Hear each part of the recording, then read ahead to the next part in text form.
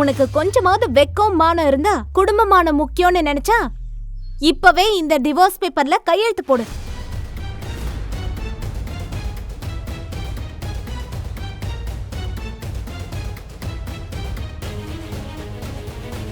உன்னோட ஒரு நல்ல லைஃப் அமையும்னு நினைச்சேன்.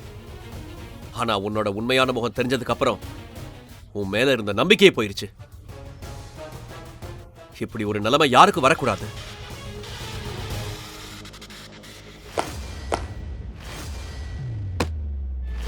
அவங்க என்ன வீட்டை விட்டு வெளியே துரத்தினப்போ என் உலகமே இடிஞ்சு போச்சு.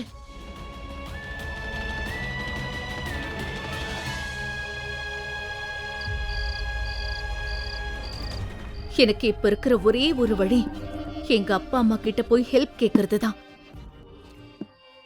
லயா பண்றது தப்புன்னு அவங்க புரிய வைப்பாங்கன்னு நம்பி போனேன். ஆனா அங்க எனக்கு இன்னொரு பேரிடி காத்திருந்தது. மித்ரா, இங்க பாரு. லயா அந்த பெரிய வீட்டு பிள்ளை மேல உயிரையே வச்சிருக்கா. லயாவுக்கும் சின்ன முதலாளிக்கும் பிடிச்சிருக்குன்னா அதுல என்ன தப்பு இருக்கு? அந்த பெரிய வீட்டு மாப்பிளைய கல்யாணம் பண்ணிக்கிட்டது நான். அவர் என்னோட புருஷன். அவர் என்ன லயா ஆசைப்பட்ட உடனே எடுத்து கொடுக்கறதுக்கு பொம்மையா? சின்ன வயசுல இருந்தே இததானே பண்றீங்க. எனக்கு எது பிடிச்சாலும் அது அப்படியே புடுங்கி லயா கிட்ட கொடுத்துருவீங்க. நானும் உங்க பொண்ணுதானப்பா.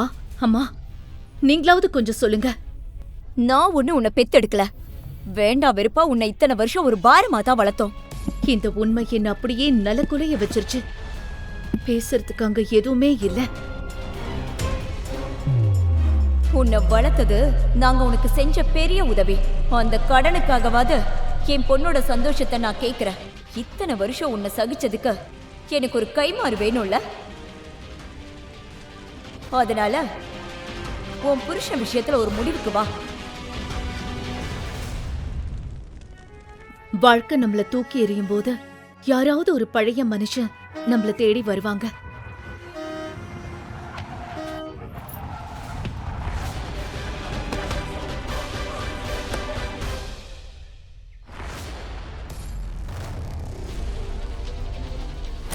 ஹேய், இந்த ஊர்ல என் கார் மட்டும் தான் உன் கண்ணுக்கு தெரிஞ்சதா? ரொம்ப நேரமா பார்த்து ஹாரன் அடிச்சிட்டு இருக்க. அது ஆதர்ஷ் தான். ஒரு காலத்துல என் மேல உயிரையே வச்சிருந்தவன். மித்ரா, என்ன ஒரு குழப்பத்தை உண்டாக்கி வச்சிருக்க? உனக்கு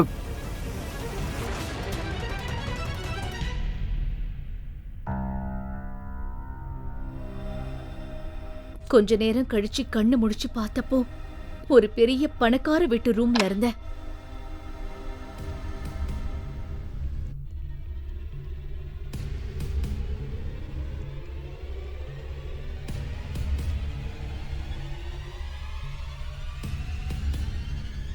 நீ என் கடலை பட்டது உன் அதிர்ஷ்டம். இல்லனா உனக்கு என்ன ஆச்சுன்னே தெரிஞ்சிருக்காது. அவன் மூஞ்சிய பார்த்தப்போ பழைய ஞாபகம்லாம் வந்துச்சு.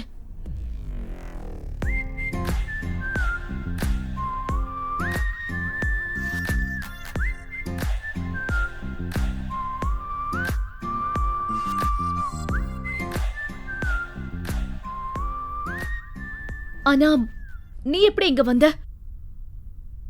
உன்னை இனிமே பார்க்கவே மாட்டேன்னு நினைச்சேன். எனக்கு ஒரு மாதிரி இருக்கு. நான் கிளம்புறேன். அப்புறமா வந்து பார்க்கறேன்.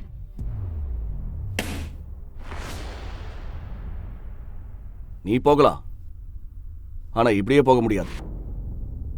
முழுசா ஒரு நாள் கழிச்சு இப்பதான் உனக்கு சுயநினைவே வந்திருக்கு. நான் மட்டும் உன்னை இங்க கூட்டிட்டு வரலன்னா பழி என் மேல விழுந்திருக்கும். முதல்ல உன் மெடிக்கல் செலவு பணத்தை கொடுத்துட்டு அப்புறம் போ. ஆதர்ஷ் இப்படிப்பட்டவ இல்லையே. எப்படி இவ்வளவு மாறினா? உன்கிட்ட ஒரு பைசா கூட இல்லைன்னு எனக்கு தெரியும். ஏன்னா நீ எல்லாத்தையும் இழந்துட்டு நிக்கிற. அதனால அடுத்த 10 நாளைக்கு நீ இந்த வீட்டில் தான் இருக்கணும். அதுக்கப்புறம் என்ன பண்ணணும்னு நான் சொல்றேன். ஆனா ஒண்ணு, தப்பிக்கணும்னு மட்டும் நினைக்காத. எனக்கு ஒண்ணுமே புரியல. இதெல்லாம் ஆதர்ஷ்க்கு எப்படி தெரிஞ்சது? அவன் ஏன் இப்படி நடந்துக்கிறான்? அந்த பொண்ணு இங்கே தான் இருக்கா. நான் நினைச்ச மாதிரியே இவ முகம் அப்படியே நேஹா மாதிரியே இருக்கு. அதான் இங்கே இருக்க சொல்லிருக்க. யார் அந்த நேஹா? என் முகம் ஏன் அவள மாதிரியே இருக்கு?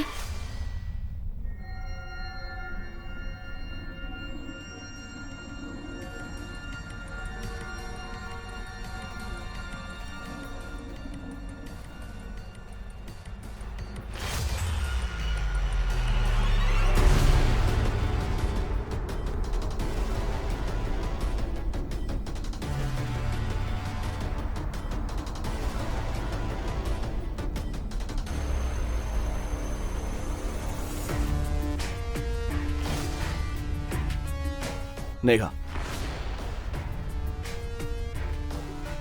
நேஹா, உன்னை ரொம்ப மிஸ் பண்ண.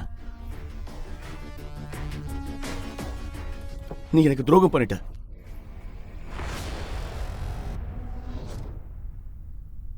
நீ என் கூட இங்க என்ன பண்ணிட்டு இருக்க?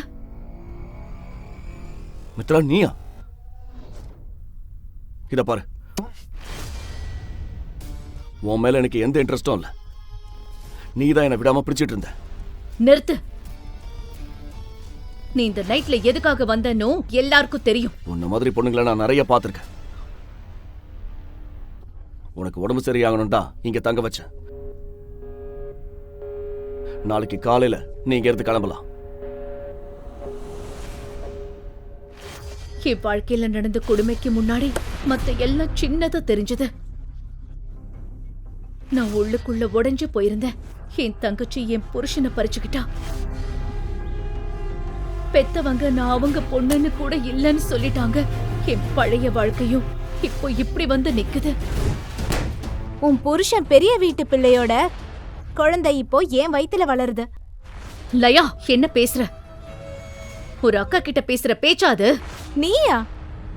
நீ வேணா பாரு, சீக்கிரமே உனக்கு அந்த உண்மை புரியும். இப்போ அதை விட என் கூட படுக்கையில இருக்கிறது உன்னோட அந்த கௌரவமான புருஷன்தான்.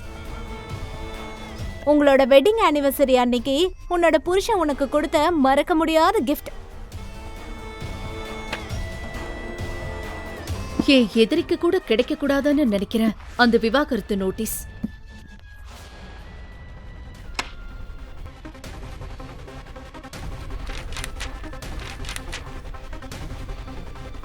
உன் மூஞ்சிய பார்க்கும் போதெல்லாம் உன்னை எதுக்குடா கல்யாணம் பண்ணிக்கிட்டோம்னு ஒவ்வொரு நிமிஷமும் நினைச்சு வருத்தப்படுறேன்.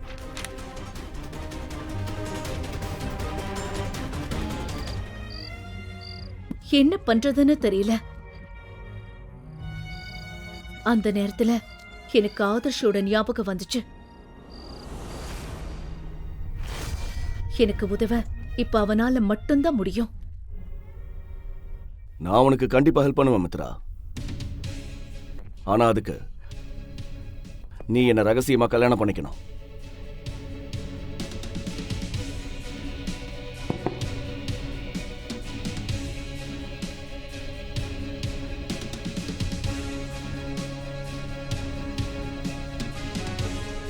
இந்த கல்யாணத்துல நாம புருஷன் பொண்டாட்டியா தான் இருப்போம். ஆனா யாருக்கும் எதுவும் தெரியக்கூடாது. இதுல என்னென்ன கண்டிஷன் இருக்குன்னு இந்த கான்ட்ராக்ட்ல எழுதியிருக்கேன்.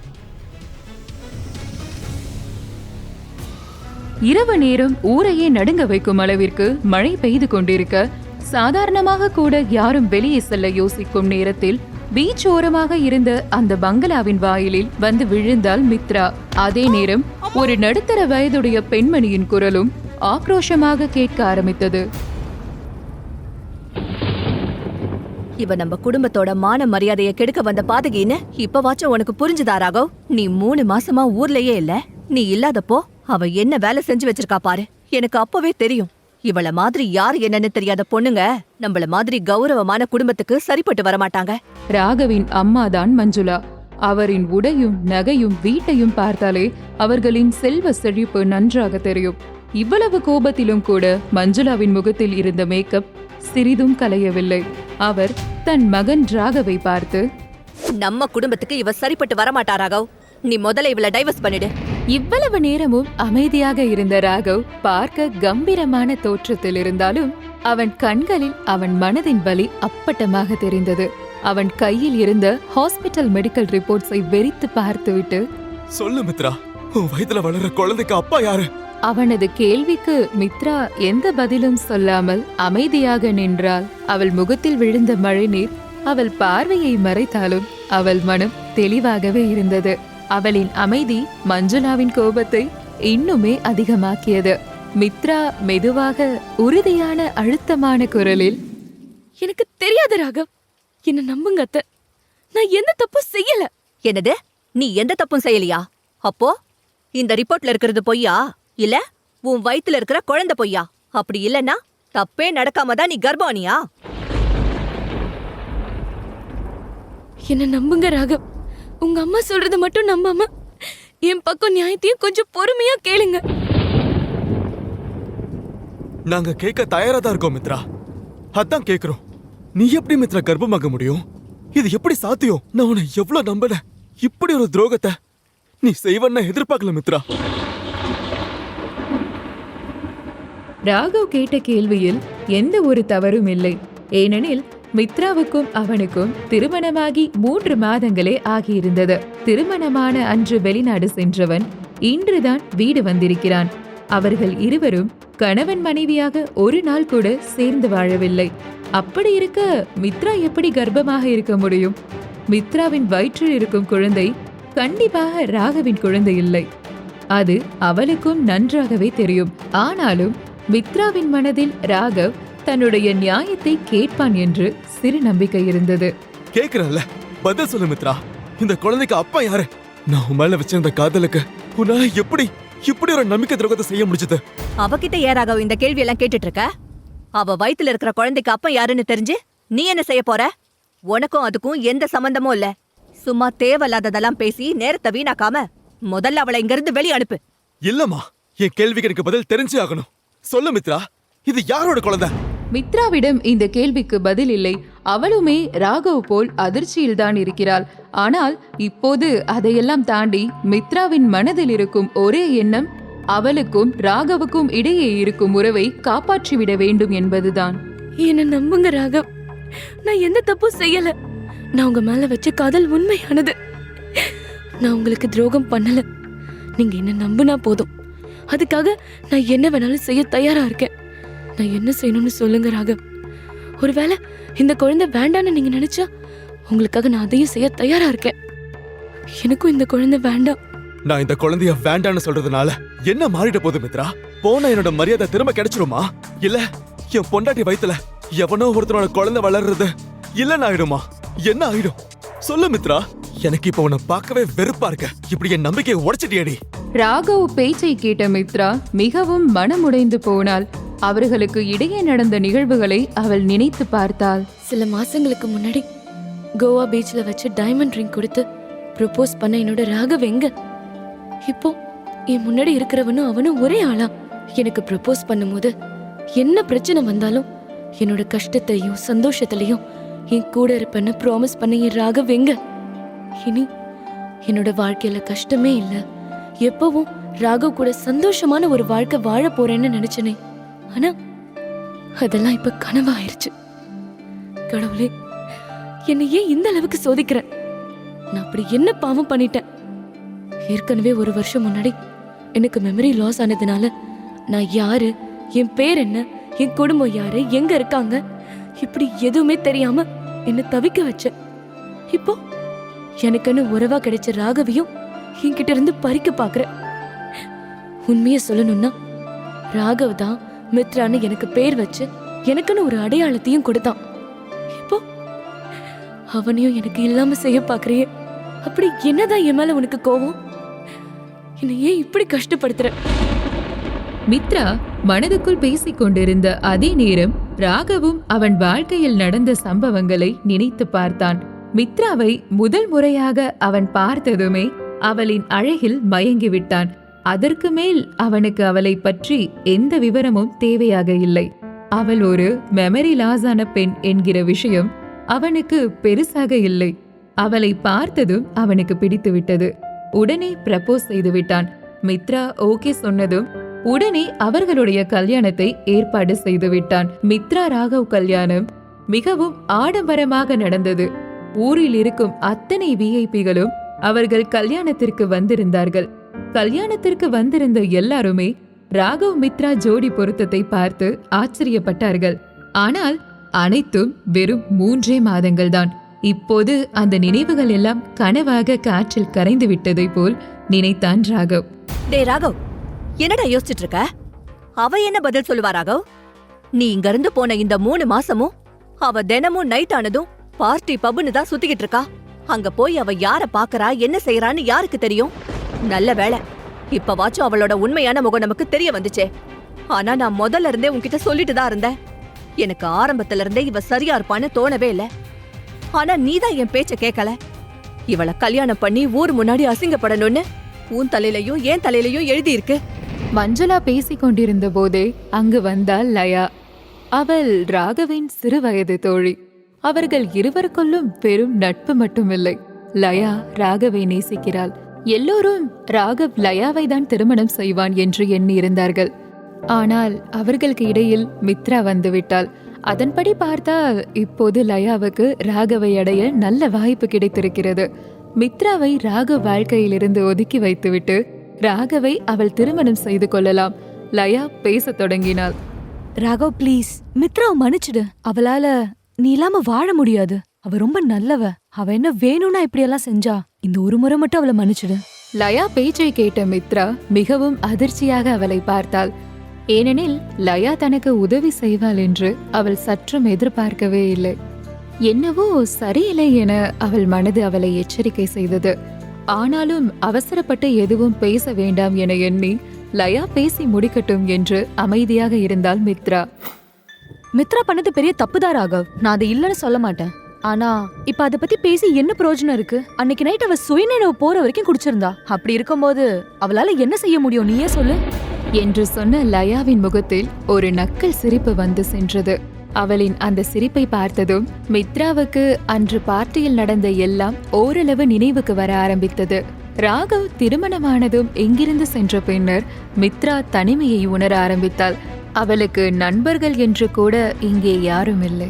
அப்படி இருந்த நிலையில் லயாவுடன் மட்டும்தான் மித்ராவிற்கு பழகும் வாய்ப்பு கிடைத்தது. மித்ராவின் எண்ணங்கள் வேகமாக ஓட்டம் எடுத்தன. தினமும் ஈவினிங் ஆச்சுன்னா லயா தான் என்ன பார்ட்டிக்கு போகலான்னு கூப்பிடுவான். ஆனால் நான் வரலன்னு சொன்னாலும் கேட்காம என்னை ஃப்ரெண்டாக நினச்சா என் கூட பார்ட்டிக்கு வான்னு சொல்லி என்னை கம்பல் பண்ணுவாள். அதனால தான் நான் அவளோட பார்ட்டிக்கு போனேன். அப்படி போனப்போ தான் நான் குடிச்ச ட்ரிங்க்ஸில் அவள் என்னத்தையும் கலந்து கொடுத்துருக்கா. ஆனால் அதுக்கு மேலே நடந்த எதுவும் எனக்கு ஞாபகம் இல்லையே. அடுத்த நாள் காலையில் நான் கண்முழிச்சு பார்க்கும்போது ஒரு ஹோட்டல் ரூமில் இருந்தேன். என் ட்ரெஸ் எல்லாம் தரையில் சிதறி கிடந்துச்சு. அதெல்லாம் பார்த்து நான் பயந்து வேற எதை பற்றியும் யோசிக்காமல் விட்டுட்டேன். ஆனால் இன்னைக்கு இதை யோசிச்சு பார்க்கும்போது தான் எனக்கு எல்லாமே புரியுது.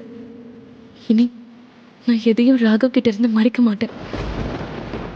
ராகவ், இப்போ எனக்கு எல்லாமே ஞாபகம் வந்துருச்சு. நடந்த விஷயத்துல என்னோட தப்பு எதுவுமே இல்லை.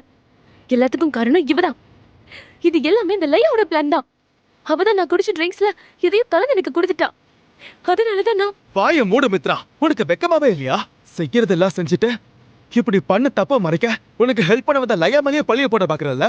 நீ இந்த அளவுக்கு கீழ்த்தனமான பொண்ணா இருப்பன நான் கொஞ்சம் கூட எதிர்பார்க்கவே இல்லை. என் அம்மா சொல்றது உண்மைதான். ஏற்கனவே எனக்கு சொந்தம்னு சொல்லிக்க யாரும் இல்லை. எனக்கு உறவா கிடைச்ச ராகவும் இப்ப எனக்கு இல்லாம போயிட்டான். நான் திரும்பவும் தனி ஆளா ஆயிட்டேன். வாழ்க்கைய முன்னாடி திரும்பவும் பல கேள்விகளோட வந்து நின்று என்னை பயமுறுத்துது. இனி நான் என்ன செய்வேன்? எனக்குன்னு யார் இருக்கா? என் வயித்துல வளர குழந்தைக்கு அப்பா யாரு? அதுக்கு முன்னாடி என்ன பெத்தவங்க யாரு? இந்த கேள்விக்கெல்லாம் நான் எப்படி விட கண்டுபிடிப்பேன்? இனி என் நிலைமை என்ன? இத்தனை கேள்விகள் மித்ராவின் முன்பு வந்து அவளை பயமுறுத்த என்ன செய்வது என்று தெரியாமல் திணறி போனாள் மித்ரா. மழை இன்னமும் பலமாக பெய்து கொண்டிருந்தது. மித்ரா சாலையில் தனியாக நடந்து சென்று கொண்டிருந்தாள். என்ன நடந்தாலும் அவளின் தன்னம்பிக்கையும் தைரியமும் மட்டும் கொஞ்சமும் குறையவில்லை. ராகவ் அவளை வீட்டை விட்டு வீதியில் தள்ளிய பின்னர் மீண்டும் ஒரு முறை கூட அவனையோ அவனது வீட்டையோ மித்ரா திரும்பி கூட பார்க்கவில்லை. தனக்கு பாதுகாப்பான ஓர் இடம் வேண்டும் என்று எண்ணியவள் அதற்காக தன் பயணத்தை மேற்கொண்டாள். அவள் மனதிலும் புயல் அடித்துக் கொண்டிருந்தது. என்னை பத்தி என்ன நினைச்சிட்டு இருக்க ராகவ்? நான் செஞ்சது தப்பு, என்னை மன்னிச்சிருன்னு நான் உன்கிட்ட மன்னிப்பு கேட்டு கெஞ்சி கதறுவேன்னு நீ எதிர்பார்க்கறியா? என்னை நம்பாத ஒருத்தனை நம்பி நான் எப்படி திரும்பி பார்ப்பேன்? அதுக்கு சாத்தியமே இல்லை. என் வாழ்க்கையில நான் யாரையும் சார்ந்தில்ல. வாழ்க்கை என்னை எந்த பாதையில கொண்டு போதோ அதுபடி நான் போயிட்டு இருப்பேன். நான் யாருன்னே தெரியாம வாழ முடிஞ்ச என்னால என் வாழ்க்கையில பாதியில வந்து நீ இல்லாம வாழ முடியாதா என்ன என்று தனக்குத்தானே ஆறுதல் சொல்லி தன்னை தானே திடப்படுத்திக் கொண்டாள் மித்ரா. ஆனால் பாவம், இப்படி இரவு நேரத்தில் ஒரு பெண்ணுக்கு பாதுகாப்பான இடம் கிடைப்பது என்பது எவ்வளவு கடினம் என்று அவளுக்கு புரியவில்லை. ஏதாவது ஒரு லாட்ஜில் சென்று ரூம் எடுத்து தங்க அவளிடம் பணம் இல்லை. யாரிடமாவது உதவி கேட்கலாம் என்றால் அதற்கு அவளுக்கு யாருமே இல்லை. இந்த நேரத்தில் ஒரு பெண் தனியே நடந்து செல்லும் போது பலரின் கவனம் அவள் மேல் விழும். அவள் உடல் சோர்வாக ஆரம்பிக்க அவளால் நடக்க முடியவில்லை. எங்கே மயங்கி விடுவோமோ என்று அவள் யோசிக்கும் போதே அவளது எண்ணம் உண்மையாகி அவள் அப்படியே தடுமாறி கீழே விழுந்தாள். இன்னைக்கு எனக்கு சுத்தமா நேரம் சரியில்லை போல. கடவுளே என்னை காப்பாத்து என்று முணங்கியபடி அவள் வாழ்க்கை மேலும் இரண்டு விடுமோ என்ற எண்ண ஓட்டங்களுடன் அவள் மயங்கி மெல்ல கண்ணை மூடினாள். யாரோ ஒரு ஆணின் கை அவள் மீது விழுந்தது. மெதுவாக கண்களை திறந்தாள் மித்ரா. நான் எங்க இருக்கேன்? ஹாஸ்பிட்டல்ல இருக்கேனா? நான் எப்படி இங்க வந்தேன்? யாரை நீங்க கொண்டு வந்து சேர்த்தது? ஐயோ கடவுளே, இப்ப ஹாஸ்பிட்டலுக்கு பில் கட்ட கூட என்கிட்ட பணம் இல்லையே. இப்ப நான் என்ன செய்வேன்? யாரையும் என்ன பாக்குறதுக்கு முன்னாடி நான் முதல்ல இங்க இருந்து தப்பிச்சு போயிடணும். இல்லைன்னா இன்னைக்கு எனக்கு நடந்ததெல்லாம் போதாதுன்னு இங்கேயும் நான் அசிங்கப்பட வேண்டியிருக்கும் என்று சொல்லிக்கொண்ட மித்ரா எழுந்து வெளியில் செல்ல பார்க்க அவள் எதிர்பார்க்காத நேரம் யாரோ அவள் கையை பிடித்தபடி, ஏய் நில்லு, எங்க போற நீ? ப்ளீஸ் என்ன விடுங்க, நான் எந்த தப்பும் பண்ணல. என்ன விடுங்க, என்ன எதுவும் பண்ணிடாதீங்க. Please please. மித்ரா கத்திக்கொண்டே இருந்தாள். ஆனால் அந்த கை விடவில்லை. அவளின் கையை பிடித்து நிறுத்திய நர்ஸ், ஏமா, நான் சொல்றத கொஞ்சம் கேளுமா. உன் வயித்துல ஒரு குழந்தை இருக்கு, கொஞ்சம் பொறுமையா இருமா. நீ இந்த அளவுக்கு உணர்ச்சி வசப்படக்கூடாது. அது உனக்கும் உன் குழந்தைக்கும் நல்லதில்ல. ப்ளீஸ் சிஸ்டர், என் நிலைமையை புரிஞ்சுக்கோங்க. நான் போகணும், இல்லைன்னா பெரிய பிரச்சனை ஆயிடும். ஹாஸ்பிட்டல் பில் கட்ட கூட என்கிட்ட பணம் இல்ல. யாராச்சும் வரதுக்குள்ள நான் இங்கிருந்து போயிடணும். நீங்க ஏன் பணத்தை நினைச்சு கவலைப்படுறீங்க? அதான் உங்க ஹஸ்பண்ட் ஆல்ரெடி பில் செட்டில் பண்ணிட்டாரே. ஏன் ஹஸ்பண்டா? நீங்க என்ன சொல்றீங்க சிஸ்டர்? என் ஹஸ்பண்ட் பில் செட்டில் பண்ணாரா? நீங்க வேற யாரோன்னு நினைச்சு என்கிட்ட சொல்லிட்டு இருக்கீங்க. அப்படிலாம் நடக்காது. மழை பெஞ்சிட்டு இருக்கும்போது கொஞ்சம் கூட இறக்கமே இல்லாம ராத்திரி நேரம் என்ன வீட்டை விட்டு வெளியே துரத்தின ராகவ் எப்படி திடீர்னு இங்க வந்து எனக்கான பில் பணத்தை கட்டியிருக்க முடியும்?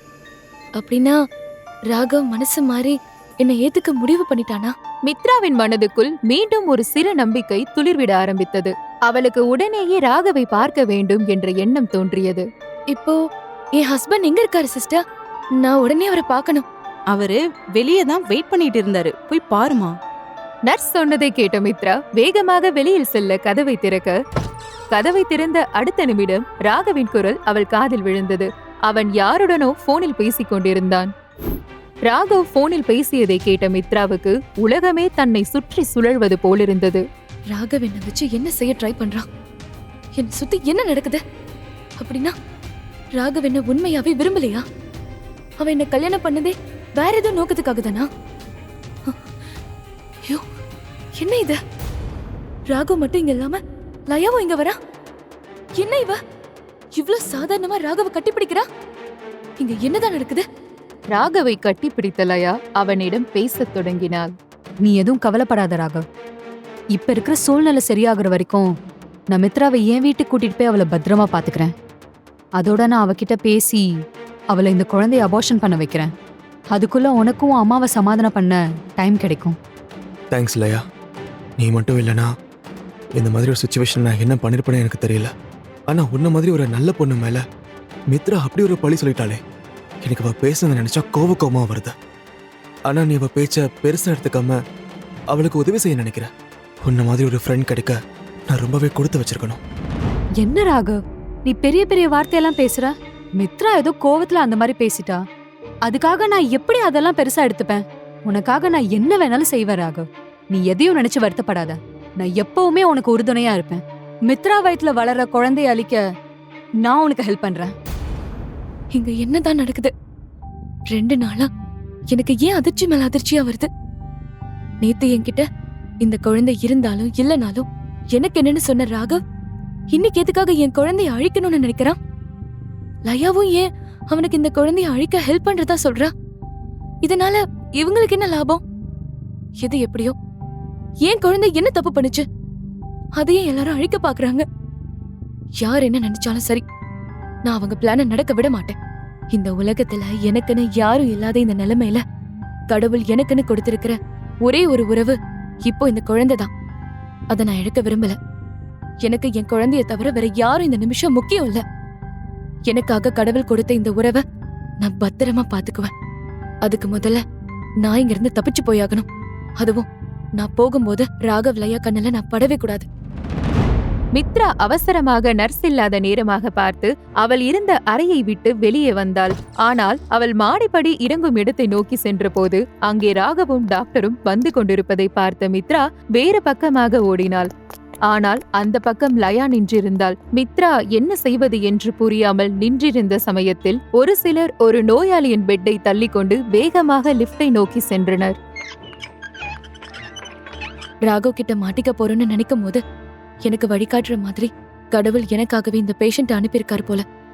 நான் இந்த வாய்ப்பை பயன்படுத்தி எப்படியாச்சும் இங்க இருந்து தப்பிச்சு போயிடணும். எல்லாரும் ஒதுங்கி நிக்கிறாங்க. இதுதான் எனக்கான சரியான சமயம். இந்த பேஷண்ட் கூட சேர்ந்து லிஃப்ட் உள்ள போயிட்டா நான் தப்பிச்சிருவேன்.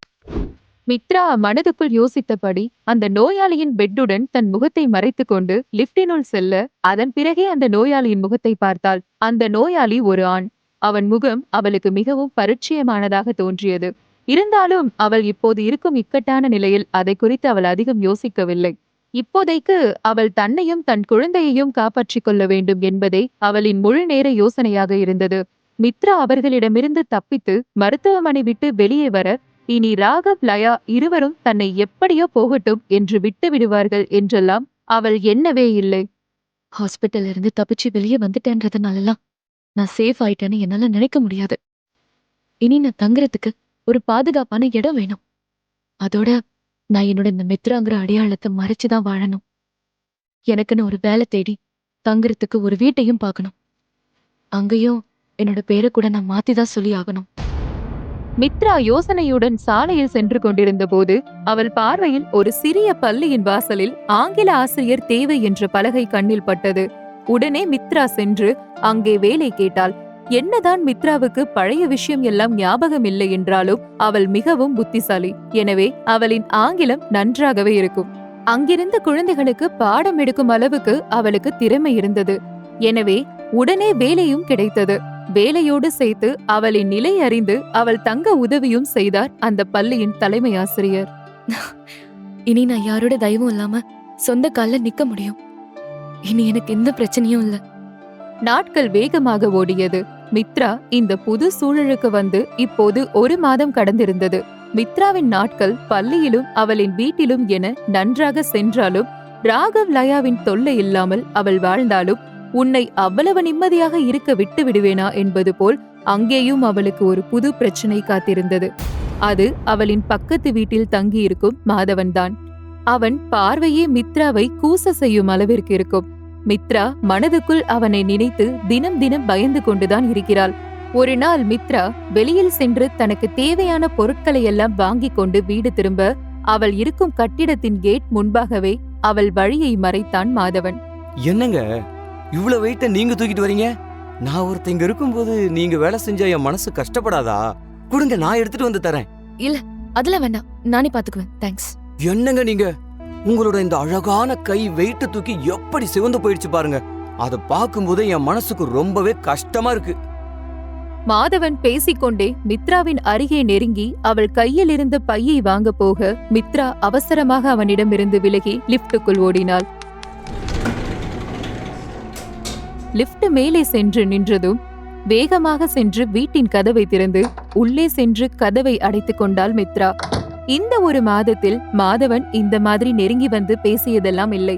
வெறும் பார்வையோடு நிறுத்திக் கொள்வான். ஆனால் இன்று தைரியமாக அவளை நெருங்கி வந்து விட்டான். அதில் மித்ரா இன்னுமே பயந்து போனாள். நான் எப்படியும் இந்த மாதவனை ஃபேஸ் பண்ணி தான் ஆகணும். அவன் இதுக்கு மேல ஏதாச்சும் பண்றதுக்குள்ள நான் இதுக்கு ஒரு வழி செய்யணும். இங்க யார்கிட்டயாச்சும் அவனை பத்தி கம்ப்ளைண்ட் பண்ணணும். இல்லனா அவன் கண்டிப்பா எல்லாம் மீறி ஆரம்பிச்சிருவான். மித்ரா தனக்கு தானே பேசிக் கொண்டிருக்கும் போதே திடீரென அவள் வீட்டில் கரண்ட் கட் ஆகியது. அதோடு வெளியே இருந்து யாரோ கதவு தட்டும் சத்தம் கேட்டது. யார் அது? நான் தான், உங்க பக்கத்து வீட்டுல இருக்கிற மாதவன். உங்க வீட்டுல லைட் எரியலையே, அதான் எதுவும் பிரச்சனையோ என்னன்னு பார்க்கலான்னு வந்தேன். கதவை திறங்க. வீட்டுல கரண்ட் போன அடுத்த நிமிஷம் இவன் வந்து கதவை தட்டுறான்.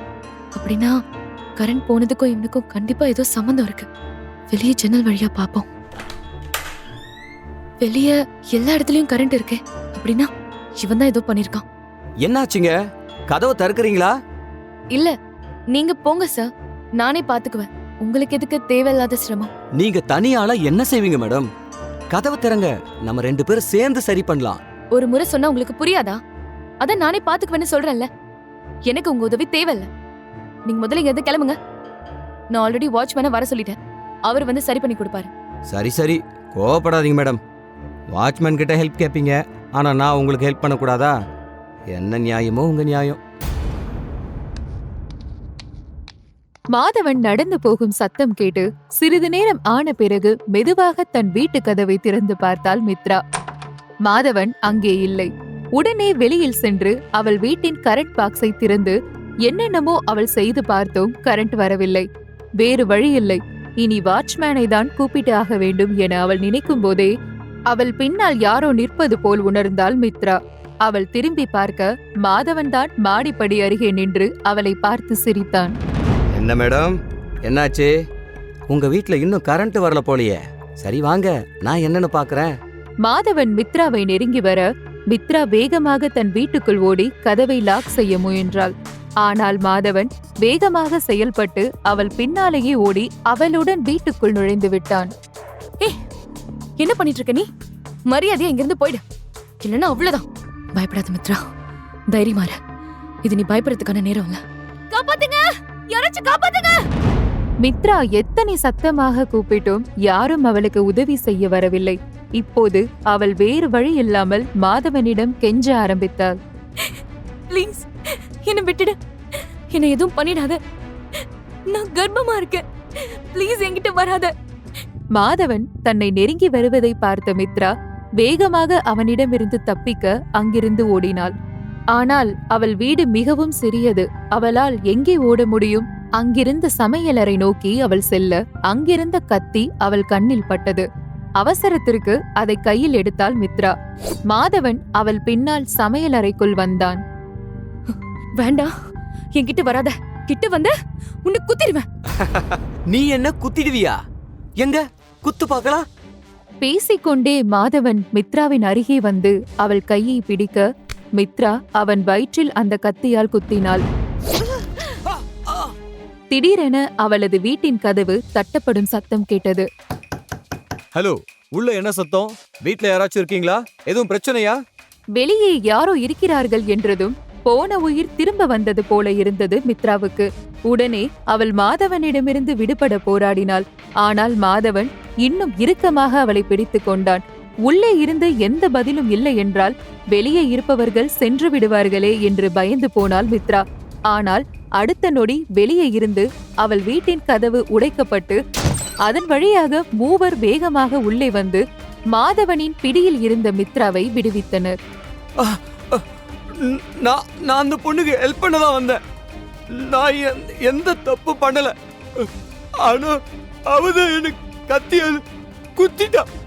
என் மேல எந்த தப்பு இல்ல. மித்ரா உள்ளே வந்த புதியவர்களை ஆச்சரியமும் அதிர்ச்சியும் கலந்து பார்த்து கொண்டிருந்தாள். அவர்கள் மூவருக்குமே மாதவன் பொய் சொல்கிறான் என்று நன்றாக தெரியும். ஆனாலும் மாதவன் அவர்களிடம் தான் ஒரு நிரபராதி என்று நிரூபிக்க போராடினான். மாதவன் பேசிக் கொண்டிருக்கும் போதே வெளியில் இருந்து ஒரு ஆயுதம் பறந்து வந்து மாதவன் காதின் அருகே வெட்டியது.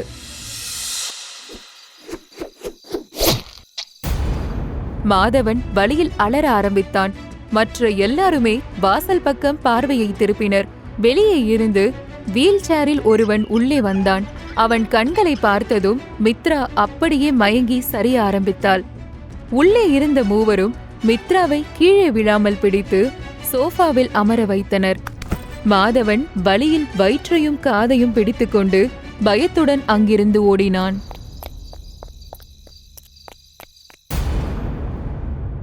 கடவுளே நேர்ல வந்த மாதிரி இவங்க எல்லாரும் சரியான நேரத்துல இங்க வந்து என்ன காப்பாத்திருக்காங்க.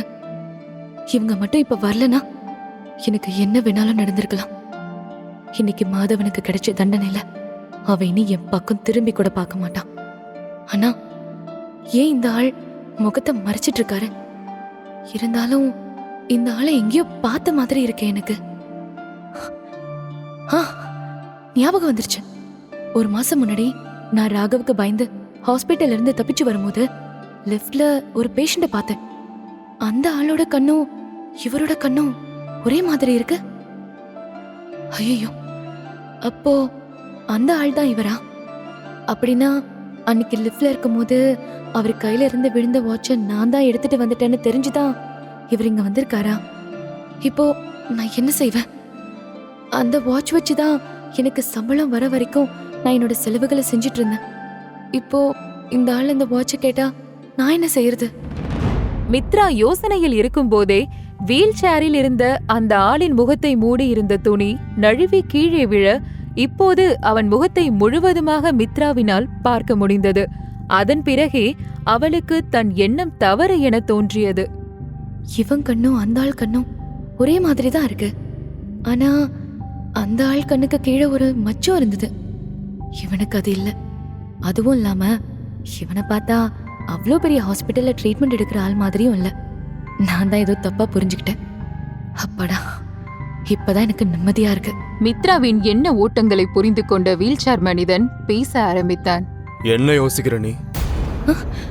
ஒன்னும் இல்ல, உங்களை எங்கேயோ பார்த்த மாதிரி இருக்குன்னு யோசிச்சுட்டு இருந்தேன். ஓகே, உனக்கு எந்த அளவுக்கு ஞாபகம் வந்துச்சு அது போதும். இப்பவாச்சும் என் வாட்ச் என்கிட்ட திருப்பி கொடு. அப்போ அவன்தான் இவனா? எப்படி? இல்ல, இது அவன் இல்ல. எனக்கு நல்லா ஞாபகம் இருக்கு. அவன் கண்ணத்துல மச்சம் இருந்துச்சு. ஆனா இவன் முகத்துல அது இல்ல. இவன் அந்த பேஷண்ட் இல்லனா அப்போ எப்படி இவனுக்கு அந்த வாட்ச் பத்தி தெரிஞ்சது? ஐயோ, எனக்கு எதுவுமே புரியலையே. என்ன அமைதியா நிக்கிற? நான் வாட்ச் பத்தி பேசினதும் உனக்கு ரொம்ப ஷாக்கா இருக்கா? நான் எதுவும் தப்பா சொல்லிட்டேனா மித்ரா? என்ன இவன் என் பேரை சொல்றான்? இவனுக்கு எப்படி என்னோட பேர் தெரிஞ்சது? இவன் யாரு? உங்களுக்கு எப்படி என்னோட பேர் தெரியும்? எனக்கு உன்னோட பேர் மட்டும் இல்ல, உன்னை பத்தி இன்னும் நிறைய விஷயம் தெரியும். அதெல்லாம் சொல்லவா? ஒரு வருஷத்துக்கு முன்னாடி நீ ஒரு ஹாஸ்பிட்டல்ல இருந்து கண் முழிச்ச. ஆனா அதுக்கு முன்னாடி உன் வாழ்க்கையில் நடந்த எதுவுமே உனக்கு ஞாபகம் இல்ல. நீ உன் குடும்பம் யாருன்னு தேடிட்டு இருந்த சமயத்துல தான் உன் புருஷன் ராகவ சந்திச்ச. அதுக்கப்புறம் அவன் உன்னை லவ் பண்றேன்னு சொல்லி இந்த ஊருக்கு கூட்டிட்டு வந்து உன்னை கல்யாணம் பண்ணிக்கிட்டான். இவன் என்ன என்னோட நிழல் மாதிரி என் கூட இருந்த மாதிரியே பேசுறான். இவனுக்கு என்னை பத்தின எல்லா விஷயமும் தெரிஞ்சிருக்கு. இவ்வளோ நேரம் எனக்கு கடவுளா தெரிஞ்சவன் இப்ப ஏனோ என்ன விழுங்க வந்த ராட்சச மாதிரி தெரியறானே. நான் என்ன செய்வேன்? உன் பேரு மித்ராவே கிடையாது, அதுவும் உனக்கு ராகவ் வச்ச பேர் தான். நீ இன்னைக்கு எந்த நிலைமையில இருக்கனா அதுக்கு ராகவோட ஃப்ரெண்ட் லயா தான் காரணம். அவ தான் உன்னை பார்ட்டிக்கு கூட்டிட்டு போய் உன் ட்ரிங்க்ஸ்ல எதையோ கலந்து கொடுத்துட்டா. நான் சொல்றது சரிதானே? வீல் சேரில் வந்தவன் பேச பேச மித்ராவிற்கு நெஞ்செல்லாம் படபடக்க ஆரம்பித்தது. அவளுக்கு என்ன செய்வது என்றே புரியவில்லை. பயத்தில் அவளுக்கு வியர்க்க ஆரம்பித்தது. அப்படின்னா இவ என்ன மாசக்கணக்கா ஃபாலோ பண்ணிட்டு இருக்கானா? ஆனா எதுக்காக? அப்படின்னா நான் மித்ராங்கிற அடையாளத்துக்கு வரத்துக்கு முன்னாடி என்னவா இருந்தேன்னு இவனுக்கு தெரிஞ்சிருக்குமா? இல்லனா இதுவும் எனக்கு எதிராக லயா உருவாக்குன சதியா இருக்குமா? ஒருவேளை இவனுக்கு என்னை பத்தி ஏதாச்சும் நிஜமாவே தெரிஞ்சிருந்தா அப்போ ஏன் நான் என்னோட கடந்த காலத்துக்கு சம்பந்தப்பட்ட யாரையுமே இது வரைக்கும் சந்திக்கவே இல்லை? அவங்கிட்டயே கேட்டு பார்க்கலாம். நீ நீ யாரு? உனக்கு எப்படி என்னை பத்தின விஷயம் தெரியும்? நான் யாரு? என்ன பெத்தவங்க யாரு? இதெல்லாம் தெரிஞ்சு இப்படி என்ன செய்ய போற? உண்மையை சொல்ல. நீ ராகவ் அனுப்பின ஆள் தானே? அப்படி இல்லனா அந்த அந்த லயா உன்னை அனுப்புனாளா? ராகவ், லயா இவங்க 2 பேருமே என் முன்னாடி தூசு மாதிரி. நான் இவங்க யார் சொல்லியும் இங்கே வரல, உனக்கு ஹெல்ப் பண்ண தான் வந்தேன். நீ சீக்கிரமா உன்னோட திங்ஸ் எல்லாம் பேக் பண்ணிட்டு இங்க இருந்து கிளம்பு. எனக்கு ஹெல்ப் பண்ண வந்தியா? அப்படின்னா நான் யாருன்னு சொல்றதே நீ எனக்கு செய்யற பெரிய ஹெல்ப் தான்.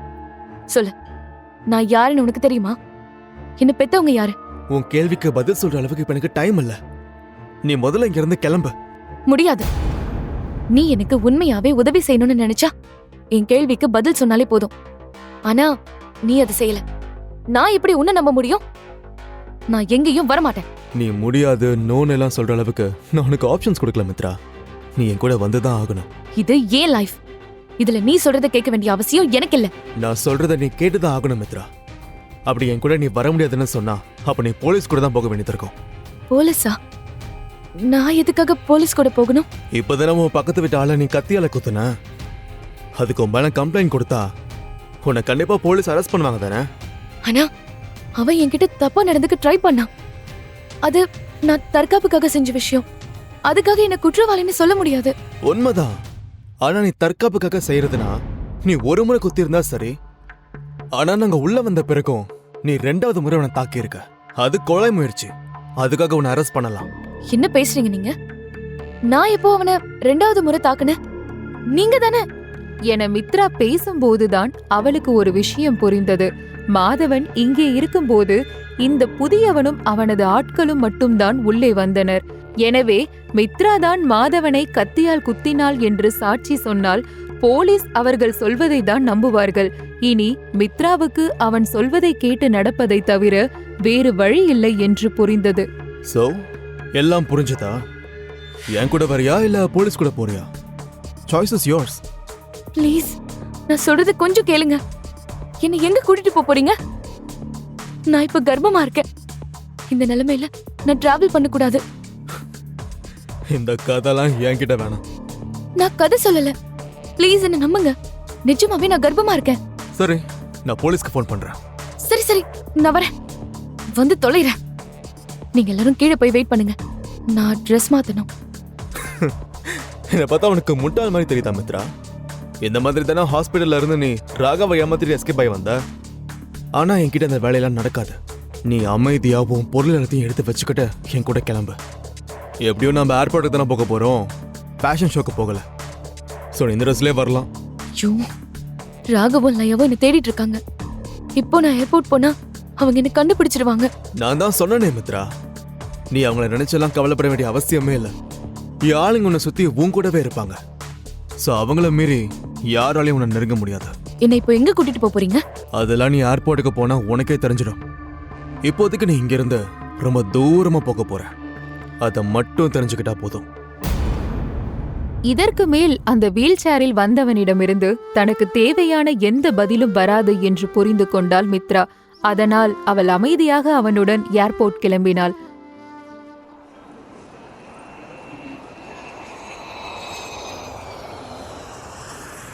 ஏர்போர்ட் சென்றதும் மித்ரா மட்டும் தனியாக அமர்ந்திருக்க அவள் மனது முழுக்க பலவித யோசனைகள் ஓடிக்கொண்டிருந்தது. இப்ப வரைக்கும் எனக்கு எந்த ஆபத்தும் வரல. ஆனாலும் என் மனசு பாதுகாப்பா உணர மறுக்குது. இந்த ஆள் என்னை எங்கேயோ கடத்திட்டு போற மாதிரியே இருக்கு. ஏர்போர்ட் வந்து சேரத்துக்குள்ள எப்படியாச்சும் இவன் கிட்ட இருந்து தப்பிச்சிடணும்னு நினைச்சேன். ஆனா அவனோட ஆட்களை மீறி என்னால எதுவும் செய்ய முடியல. நான் எங்கேயே இருந்தா ராகவும் லயாவும் என் வயித்துல இருக்க குழந்தைய அழிக்க முயற்சி செய்வாங்க. என் கண் முன்னாடியே எனக்கு ஆபத்து இருக்கு. அதே நேரம் இந்த ஆள் என்ன கடத்தி கொண்டு போய் என்ன செய்வானோன்னு ஒரு பக்கம் பயமா இருக்கு. ஏதாச்சும் அதிசயம் நடந்தா மட்டும்தான் நான் இவகிட்ட இருந்து தப்பிக்க முடியும். மித்ராவின் பயம் தன்னை நினைத்து இல்லை, அவள் வயிற்றில் இருக்கும் குழந்தையை நினைத்துதான். எனவே இங்கிருந்து தப்பித்து போய் தன் குழந்தையின் உயிரை பணயம் வைக்க அவள் விரும்பவில்லை. அதனால்தான் அவன் என்ன சொன்னாலும் அவன் சொல்படி கேட்டு நடக்க ஆரம்பித்தாள் மித்ரா. ஏதாவது அதிசயம் நிகழாதா என மித்ரா நினைத்து கொண்டிருக்க, மித்ராவிற்கு தன்னை யாரோ அழைப்பது போல் இருக்கவும் குரல் வந்த திசை நோக்கி திரும்பி பார்த்தாள் மித்ரா. அங்கே நடுத்தர வயதில் இருக்கக்கூடிய ஒரு பெண்மணி விலை உயர்ந்த டிசைனர் புடவை, அதற்கேற்ற நகை என்று மிடுக்கான தோரணையில் இருந்தார். நீதான மித்ரா? ஆமா, நீங்க யாரு? உன்னோட கேள்விக்கு பதில் சொல்ல இப்ப என்கிட்ட நேரம் இல்ல மித்ரா. நீ இப்பவே என் கூட வா. இப்போ இந்த அம்மா யாரு? திடீர்னு வந்து என்ன அவங்க கூட வான்னு சொல்றாங்க. என்னை சுத்தி என்னதான் நடக்குது? காலையில இருந்து என் வாழ்க்கையில என்னென்னமோ நடந்துட்டு இருக்கு. யார் யாரோ வராங்க, என்ன அவங்களோட வான்னு சொல்றாங்க. இவங்க எல்லாரும் யாரு? ஒருவேளை இவங்களை அந்த லயா அனுப்பியிருப்பாளோ? இல்ல, இது பொது இடம். இங்க நான் யாருக்கும் பயப்பட வேண்டியதில்லை. நீங்க யாரு? எதுக்காக என்ன உங்களோட வர சொல்லி கூப்பிடுறீங்க? யாருன்னே தெரியாத உங்களோட நான் எப்படி வர முடியும்? நீங்க கூப்பிட்ட உடனே உங்க பின்னாடி ஓடி வர நான் என்ன உங்க வீட்டு நாய்க்குட்டியா? நீ என்ன நினைக்கிறேன்னு எனக்கு புரியுது மித்ரா. ஆனா இப்போ உனக்கு பொறுமையா விளக்க சொல்லலாம் எனக்கு நேரம் இல்ல. என்னை நம்பி நீ என் கூட வா. மித்ரா அவர் பேசிய எதையும் காதில் வாங்காமல், நீ என் கேள்விக்கு பதில் சொல்லாமல் உன்னுடன் வரமாட்டேன் என்பதை போல் மீண்டும் அவள் இருந்த இருக்கையில் அமர்ந்து கொண்டாள். அவள் கண்ணில் தெரிந்த இயலாமையும் சோர்வும் நம்பிக்கையின்மையும் பார்த்து அவருக்கே பரிதாபமாக இருந்தது. என் பேர் வேதா சண்முகவேல். நான் வேல்ஸ் குடும்பத்தோட முக்கியமான பெண் வாரிசு. Raghav Vels group of companies பத்தி பேசிருக்காரு. சண்முகவேல் இந்த நாட்டோட முக்கியமான இண்டஸ்ட்ரியலிஸ்ட்.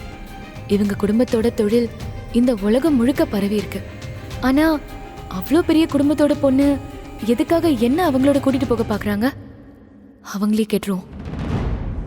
நீங்க வேல்ஸ் குடும்பத்தோட பொண்ணா? நீங்க யாருன்னு சொல்லிட்டீங்க சரி, ஆனா என்ன எதுக்கு உங்களோட வர சொல்லி கூப்பிடுறீங்கன்னு நீங்க சொல்லவே இல்லையே. இங்க பாரு மித்ரா, நீ என்ன நம்பணும்னு தான் நான் யாருன்னு உன்கிட்ட சொன்னேன். இதுக்கு மேல எது பேசுறதா இருந்தாலும் நம்ம கார்ல போகும்போது பேசிக்கலாம். என்ன நம்பு, நான் உன்னை எதுக்காகவும் கட்டாயப்படுத்த மாட்டேன். ப்ளீஸ் என் கூட வா. இப்போ எனக்கு 2 வழிதான் இருக்கு. ஒன்று, இந்த வேதா சண்முகவேல் கூட போகணும். அப்படி இல்லைன்னா யாருன்னே தெரியாத அந்த வீல் சேர்ல வந்தவனோட ஆட்கள் கூட போகணும். யாருன்னே தெரியாத அவனோட போறதை விட வேதா கூட போகலாம். வேதா சண்முகவேல் இந்த உலகத்துக்கே தெரிஞ்ச ஒரு குடும்பத்தை சேர்ந்த ஆள். அவங்களால கண்டிப்பா எனக்கு ஆபத்து வராது. மித்ரா வேதாவுடன் உடனே புறப்பட்டாள். ஏர்போர்ட் விட்டு மித்ரா சென்றதும் அவளுக்கு துணையாக வந்திருந்த வீல் சேர் மனிதனின் ஆட்கள் மித்ராவை காணாமல் விமான நிலையத்தில் தேட ஆரம்பித்தனர். அவர்கள் எல்லோரும் மித்ராவை கவனமாக தான் பார்த்து கொண்டிருந்தார்கள்.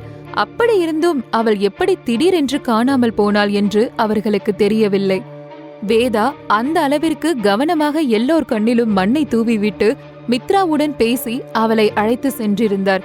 எனவே யாருக்கும் எதுவும் தெரியவில்லை. வீல் சேர் மனிதன் கோபமடைந்தான். எப்படி இது நடந்துச்சு? எப்படி அவ மிஸ் ஆனா? முட்டாள்! உங்களை நம்பி அவளை அனுப்பின பாருங்க. என்ன சொல்லணும்? அவளை கவனமா பாத்துக்க சொல்லி அவ்வளவு தூரம் சொன்னேன். அப்படி இருந்தும் நீங்க இப்படி கோட்டை விட்டுட்டு வந்திருக்கீங்க. உங்களெல்லாம் என்னன்னு சொல்றது? சாரி சார், நம்ம ஆளுங்க ரொம்ப கவனமா தான் இருந்தோம். ஆனா அவங்க எப்படி மிஸ் ஆனாங்கன்னு எங்களுக்கு தெரியல. எனக்கு இந்த காரணம்லாம் தேவையில்லை. இப்பவே ஏர்போர்ட்டுக்கு போய் விசாரிங்க. மித்ரா எங்க போயிருப்பான்னு எனக்கு தெரிஞ்சே ஆகணும். இந்த விஷயம் மட்டும் நம்ம கையை மீறி போச்சு, அப்புறம் இதோட பின் விளைவுகள் வேற மாதிரி இருக்கும். அதையும் நீங்க எல்லாரும் தான் அனுபவிக்கிற மாதிரி இருக்கும். சாரி சார், நாங்க கம்ப்ளீட்டா விசாரிச்சிட்டோம். ஆனா அவங்க யாரோட போனாங்க, என்ன ஏதுன்னு எந்த விவரமும் தெரியல. சிசிடிவி ஃபுட்டேஜ்ல கூட எதுவுமே தெரியல. ரொம்ப கிளவரா எஸ்கேப் ஆகியிருக்காங்க.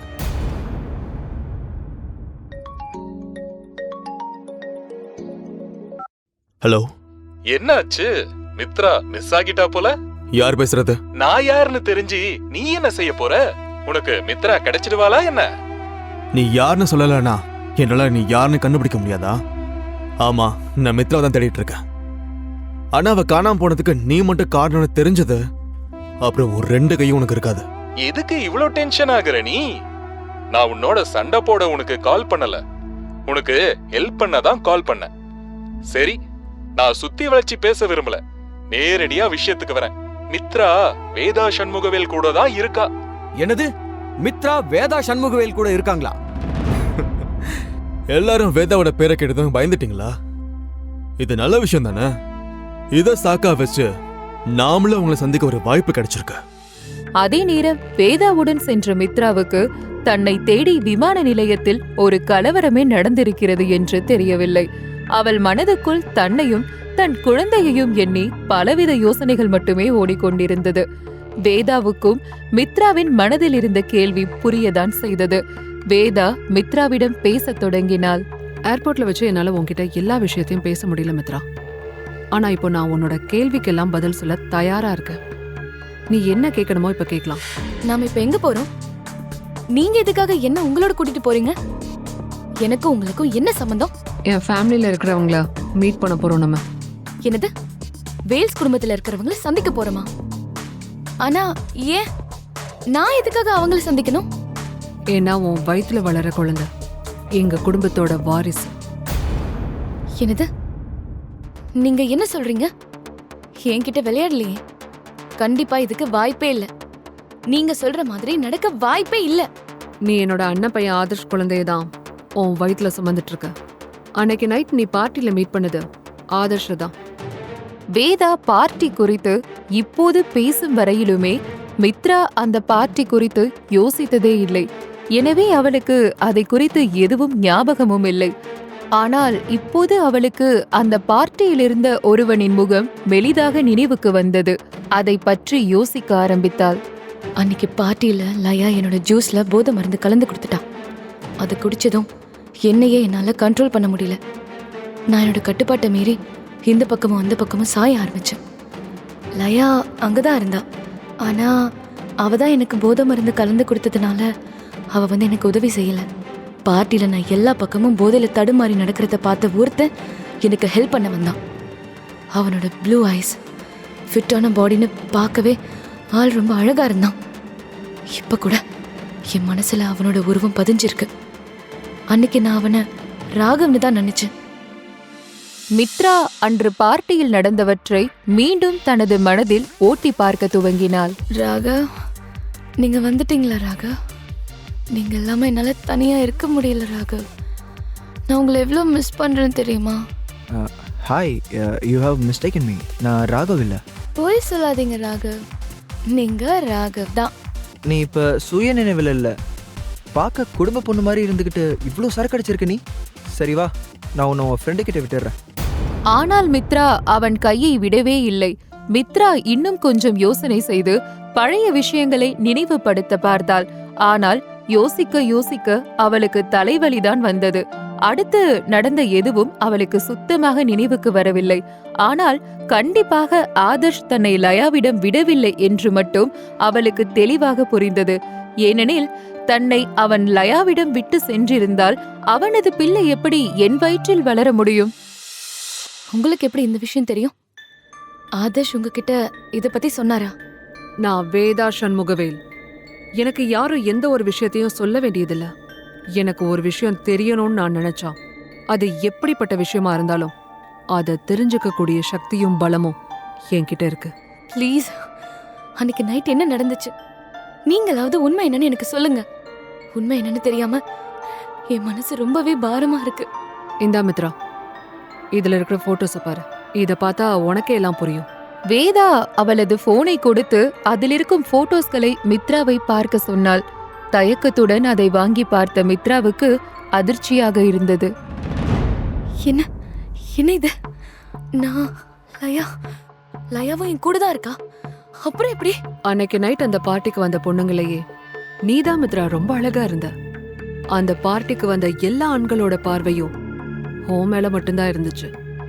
ஆதர்ஷ் கூட உன் அழகுல மயங்கி பித்து பிடிச்ச மாதிரி ஆகிட்டான். அவன் உன்கிட்ட பேச உன்னை நெருங்கி வந்தப்பதான் நீ ராகவ்னு சொல்லி அவன்கிட்ட பேச ஆரம்பிச்சிருக்க.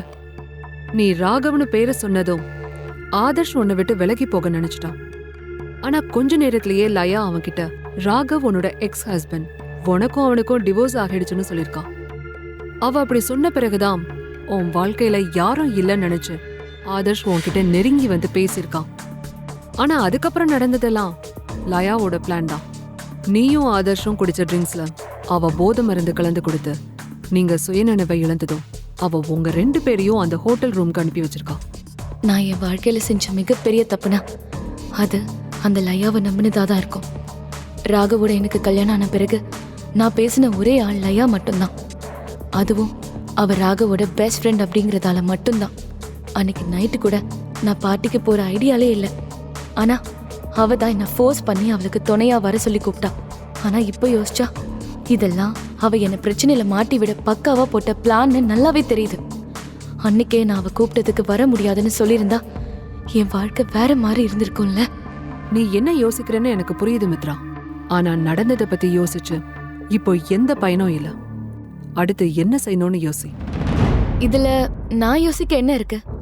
நான் கர்ப்பமா இருக்க விஷயம் தெரிஞ்சதுல இருந்து என் வாழ்க்கையே தலைகீழா மாறி போயிருச்சு. முதல்ல என் கல்யாண வாழ்க்கை என்னை விட்டு போச்சு. நான் அதுல இருந்து மீண்டு வரும்போது யாரோ ஒருத்தன் என்கிட்ட தப்பா நடந்துக்க ட்ரை பண்ணான். அவன்கிட்ட இருந்தும் தப்பிச்சனா இப்ப உங்களோட இருக்கேன். இதெல்லாம் நான் யோசிச்சதுனால நடந்த விஷயங்கள் இல்ல. அதனால இனியும் நான் யோசிச்சு என்ன நடந்துட போகுது, என் வாழ்க்கை என்ன எதை நோக்கி கொண்டு போகுதோ நான் அதுபடிதான் போய் ஆகணும். சரி, நீ எதுவும் யோசிக்க வேண்டாம். நான் சொல்றபடி மட்டும் செய், அது போதும். அப்பதான் இனியும் உன் வாழ்க்கையில எதுவும் தப்பா நடக்காது. நீங்க எதுக்காக இதெல்லாம் செய்றீங்க? என்கிட்ட இருந்து உங்களுக்கு என்ன வேணும்? அதெல்லாம் அப்புறம் சொல்றேன். நீ இப்போ முதல்ல செய்ய வேண்டியது அந்த ராகவ உன் வாழ்க்கையில இருந்து ரிமூவ் பண்ணணும். அவனை நீ டிவோர்ஸ் பண்ணணும். அந்த லயா விஷயத்தை பத்தி நீ கவலைப்பட வேண்டாம், அவளை நான் பாத்துக்கிறேன். அவெல்லாம் எனக்கு ஒரு ஆளே இல்ல. நான் ராகவ டிவோர்ஸ் பண்ணணுமா? நீங்க என்ன சொல்றீங்க? டிவோர்ஸ் விஷயத்துக்காக கூட நான் ராகவ் கண் முன்னாடி போக விரும்பல. எனக்கும் என் குழந்தைக்கும் அது நல்லதும் இல்ல. இப்போதைக்கு எனக்குன்னு இந்த உலகத்துல சொந்தம்னு சொல்லிக்க என் குழந்தை மட்டும்தான் இருக்கு. அதையும் இழக்க நான் விரும்பல. நீ ராகவ் முன்னாடி எல்லாம் போக வேண்டிய அவசியம் இல்ல மித்ரா. ஜஸ்ட் இந்த பேப்பர்ஸ்ல சைன் பண்ணா மட்டும் போதும். ஆல்ரெடி ராகவ் இதுல சைன் பண்ணிட்டான். சோ நீயும் சைன் பண்ணிட்டா டிவோர்ஸ் வேலையை நானே பாத்துக்குவேன். ராகவ் ஆல்ரெடி சைன் பண்ணிட்டாரா? ஆனா எப்படி? இந்த பேப்பர்ஸ் எப்படி உங்க கைக்கு வந்தது? எனக்கு இது ஒரு பெரிய விஷயமே இல்ல மித்ரா. நீ இப்போ இத பத்தி எல்லாம் யோசிக்காம உன்னையும் உன் வயிற்றுல வளர்ற குழந்தைய பத்தி மட்டும் யோசி. வேதா சொன்னதை கேட்டதும் மித்ராவின் மனதுக்குள் இருந்த சந்தேகம் இன்னும் அதிகரிக்க ஆரம்பித்தது. வேதா ஏன் இதெல்லாம் தனக்கு செய்ய வேண்டும் என்று அவளுக்கு புரியவே இல்லை. ராகவிடமிருந்து தன்னை காப்பாற்றுவதில் வேதாவுக்கு என்ன லாபம்? அதை அவளிடமும் கேட்டுவிட்டாள் மித்ரா. நீங்க எதுக்காக எனக்கு ஹெல்ப் பண்ணணும்? என் குழந்தைக்காகவா? அது உன் குழந்தை மட்டும் இல்ல மித்ரா, எங்க வேல்ஸ் குடும்பத்துக்கும் சொந்தமானதுன்னு முதல்ல புரிஞ்சுக்கோ. எங்க குடும்பத்தோட அடுத்த தலைமுறை வாரிசு அது. நீங்க சொல்றது உண்மைன்னு நான் எப்படி நம்ப முடியும்? அப்படி ஒருவேளை நீங்க சொல்றது உண்மையா இருந்தா நீங்க என்ன தேடி வர வேண்டிய அவசியமே இல்லையே. ஆதர்ஷ் எங்க? அவரு தானே என் குழந்தைக்கு அப்பான்னு சொன்னீங்க. அப்போ அவர் ஏன் என்ன தேடி வரல? அவருக்கு நான் அவரோட குழந்தைய சுமந்துட்டு இருக்கேனாவது தெரியுமா? அப்படி தெரியும்னா அவர் இந்நேரம் என்னை தேடி வந்திருக்கணுமே. ஆனா ஏன் அவர் வரல? அப்போ அவருக்கு இந்த குழந்தை வேண்டாமா? வேதா அவளின் கேள்விக்கெல்லாம் பதில் சொல்லாமல் சிறிது நேரம் அவளையே அமைதியாக பார்த்து கொண்டிருந்தார். அவரின் அமைதியை பார்த்த மித்ராவுக்கு அவள் மனதில் இருந்த சந்தேகம் இப்போது உறுதியாக ஆரம்பித்தது. என் குழந்தை மேல அக்கறையே இல்லாத ஒருத்தரோட குடும்பத்துக்குள்ள எதுக்காக என்ன கொண்டு போக நினைக்கிறீங்க?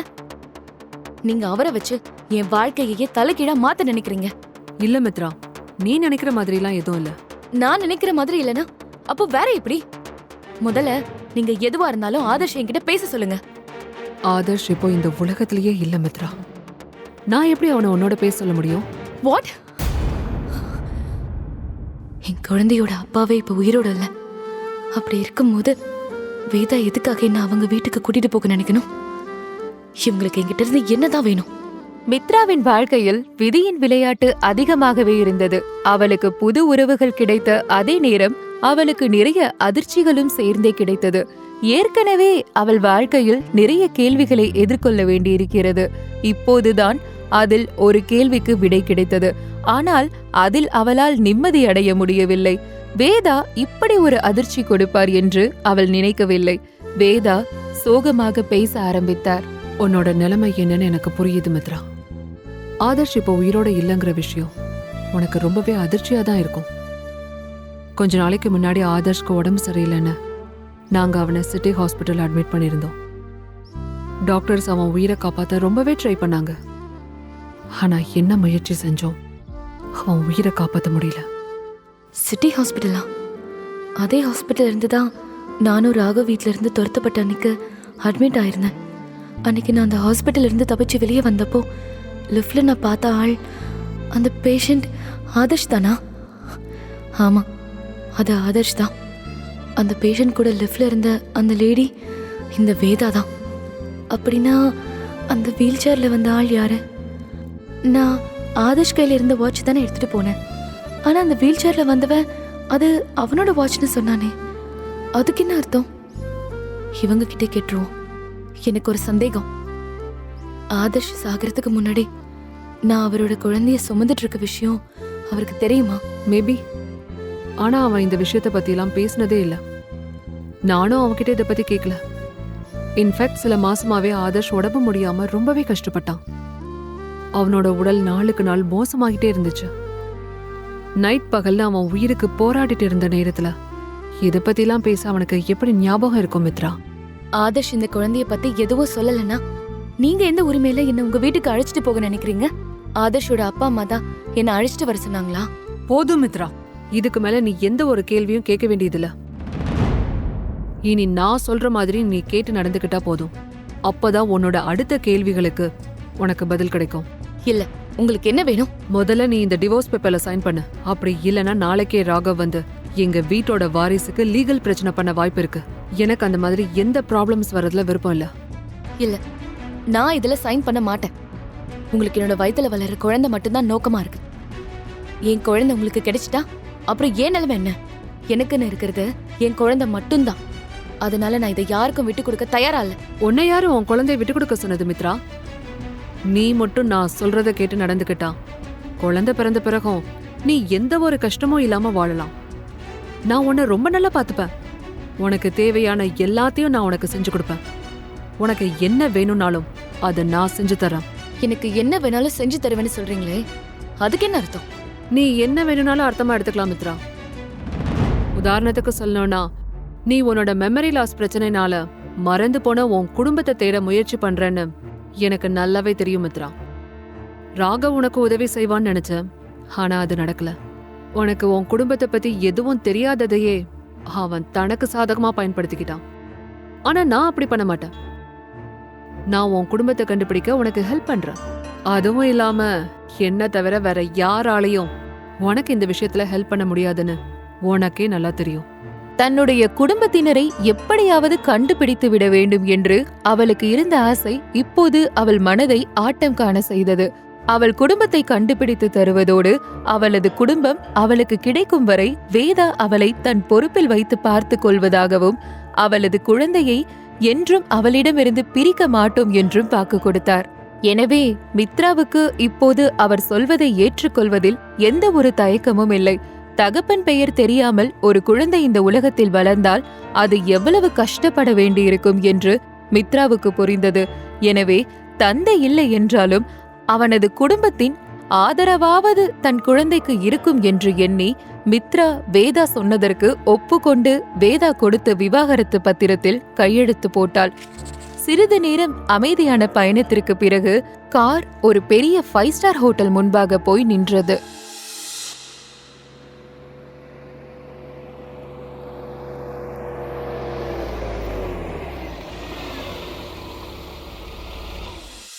உங்க வீட்டு ஆளுங்களை நாம இங்க ஹோட்டல்ல தான் மீட் பண்ண போறோமா?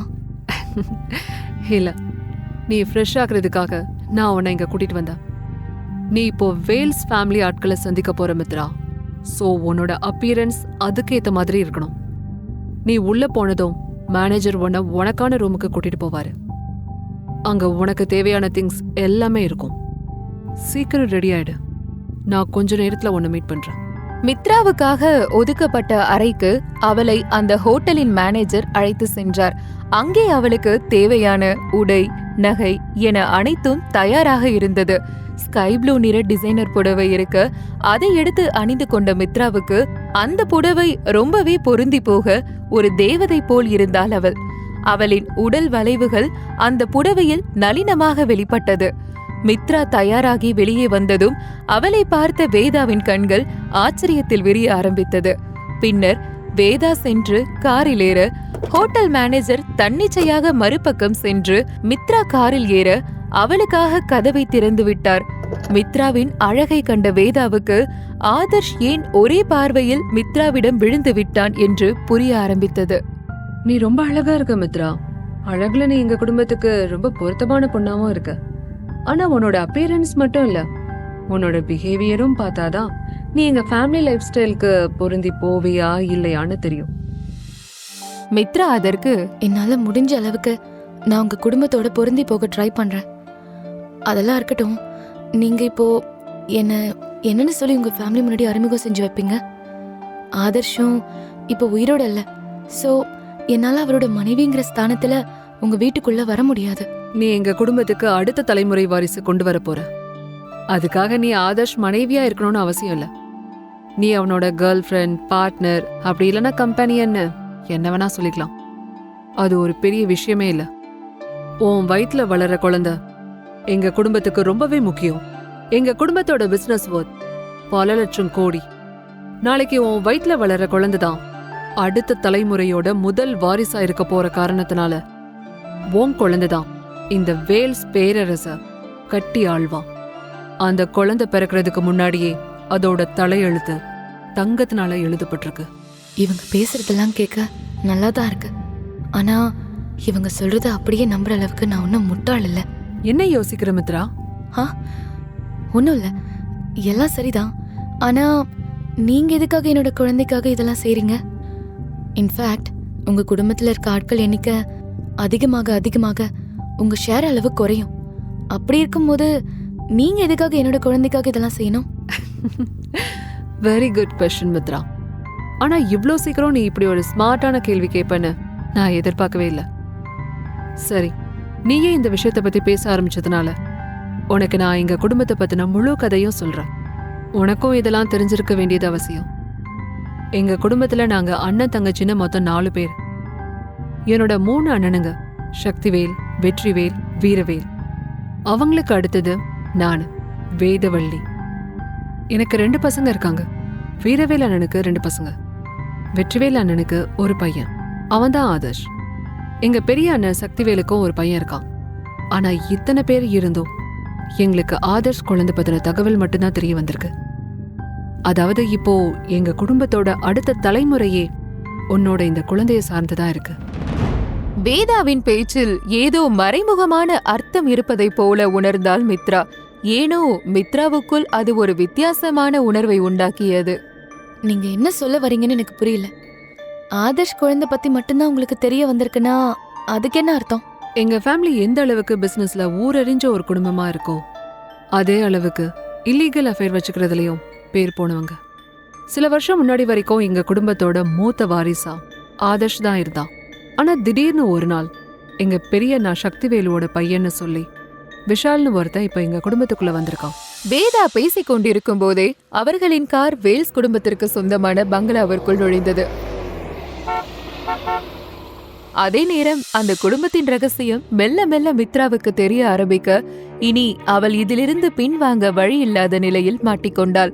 அவள் பயத்துடன் வேதாவிடம், இனி நான் என்ன செய்யணும்? நீ எதுவும் செய்ய வேண்டியதில்லை மித்ரா.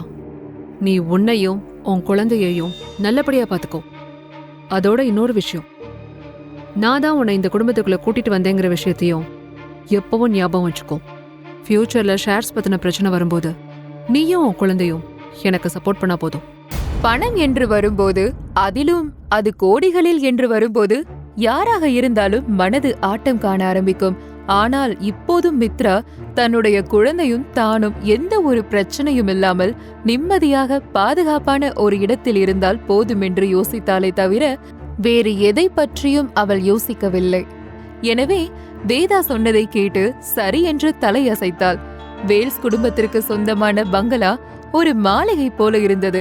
கார் கேட் தாண்டி உள்ளே வந்ததும் பெரிய ஃபவுண்டைன் அமைக்கப்பட்டிருந்தது. இன்னொரு பக்கம் கார்கள் வரிசையாக ஷோரூமில் இருப்பது போல் நின்றிருந்தது.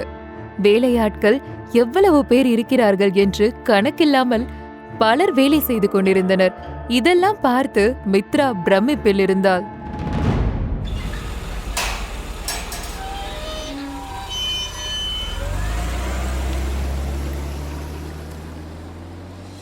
மித்ரா காரில் இருந்து இறங்கி வர வீட்டினுள் இருந்த கோட் சூட் அணிந்தபடி ஒருவர் வெளியே வந்தார். அவரை பார்த்த மித்ரா அவர்தான் இந்த வீட்டின் பெரியவர் என்று எண்ணிக்கொண்டவள் வேகமாக முன்னே சென்று அவரிடம் ஆசீர்வாதம் வாங்க சென்றாள். ஏய் மித்ரா, என்ன செய்யற நீ? இவர் நம்ம வீட்டோட மேனேஜர் ரமேஷ். ஓ சாரி, எனக்கு தெரியல. ரமேஷ், இவ மித்ரா, நம்ம ஆதர்ஷோட கேர்ள் ஃப்ரெண்ட். இனி இவ இங்கதான் இருக்க போறா. இவளை நீங்க நல்லா கவனிச்சுக்கணும்.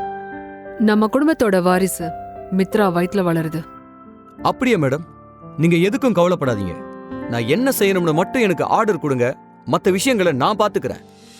ரமேஷை பார்த்து மித்ரா கொஞ்சம் அதிர்ச்சியாகிவிட்டாள். ஏனெனில் இதுவரை அவள் ஹோட்டல், ஆபீஸ் இது போன்ற இடங்களில் தான் மேனேஜர் இருந்து பார்த்திருக்கிறாள். ஆனால் வீட்டிற்கு மேனேஜர் வைத்து அவள் இங்கேதான் பார்க்கிறாள். இந்த வீட்டோட மேனேஜரை பார்க்க இந்த அளவுக்கு கம்பீரமா இருக்காருன்னா அப்போ இந்த வீட்டு ஆட்கள் எப்படி இருப்பாங்க? அதுவும் இன்னும் கொஞ்ச நேரத்துல தெரிஞ்சிட போகுது. மித்ரா, இவர்தான் எங்க பெரியண்ணா சக்திவேல். அண்ணா, இவதான் மித்ரா, ஆதர்ஷோட கேர்ள் ஃப்ரெண்ட்.